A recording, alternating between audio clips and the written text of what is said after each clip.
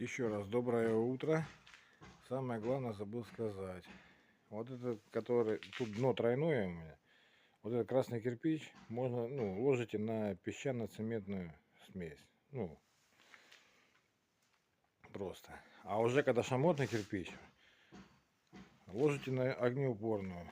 Мы приобрели вот такой полиэтонит 1200 градусов. Супер камин, огнеупор. Вот такие дела. Кирпич обязательно замачиваете, ставите, и он потом и пилится хорошо, и диск меньше стирается. Так что вот так.